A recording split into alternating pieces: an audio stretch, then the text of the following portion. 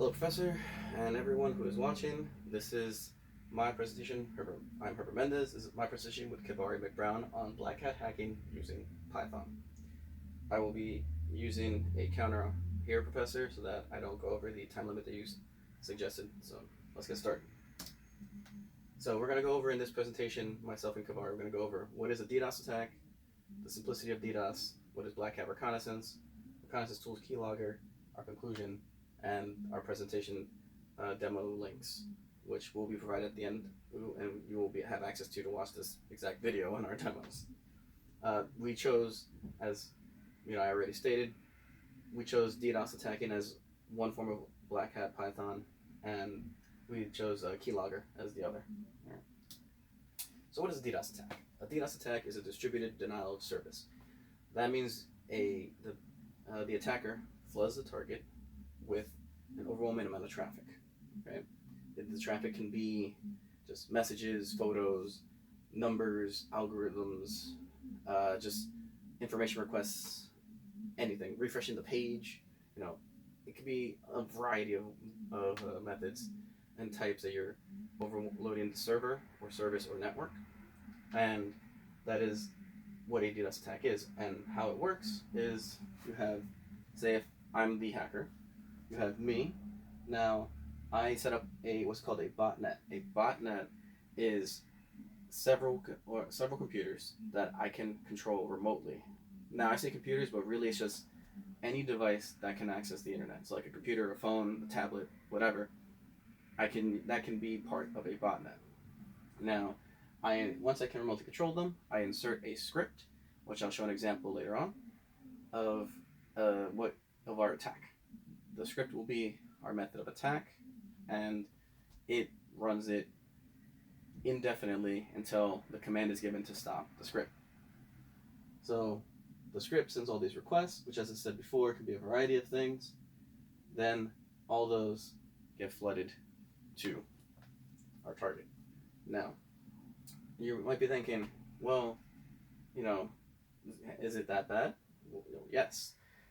Let's say the script that you'll see, I can run it. It runs at 500 instances. We use multi-threading so that it can run multiple instances of the script at once. So I have it set to 500. Now that's one computer, one device.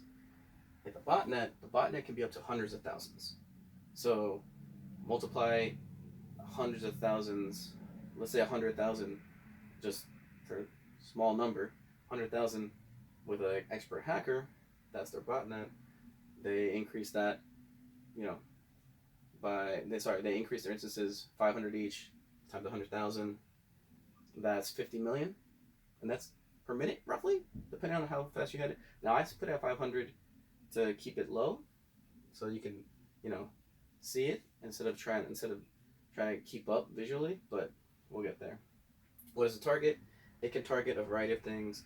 It all depends on which network layer you're targeting. So it's based on the OSI model, but an example would be the 7th layer of the OSI model. So it's called the layer 7 attack because it's the 7th layer. It's the application layer, and it targets HTTP. That is the part of the network that it targets, and each different layer has its own version of attacking with DDoS. You write a different script for each different layer, a different method of attack, but in the end it's just overflowing, the server with traffic. So here's an example of the script that I wrote. Again, very simple. We have the two libraries. We chose to import the socket library and the threading library. Socket, and although I'll get into why we got those as we go along. So we start with selecting our target. This is an IP address that you would just put in. You could get this via a variety of means, but once you have the IP address of your target, then the port, in this case port 80, is in charge of HTTP, the layer that we are attacking, as mentioned before. And then our fake IP address, so that when they look to see who's sending the request, they see this address as opposed to, my actual IP address. Now we have our attack. We use a socket method to connect to our target, send the request, and close. While true, because it is always true, it is always a true statement, it infinitely runs. It does not stop. And here at the bottom, we have are threading, which is so that way instead of it running, ending, it runs it in 500 instances at once so that you get a higher number. So as you can see, this is only 24 lines of code, less if you take out the spaces in between each section I put in. So very short, very simple script, but if you put this into a number of computers, hundreds of thousands, like I said, it just is too much and it completely overwhelms it.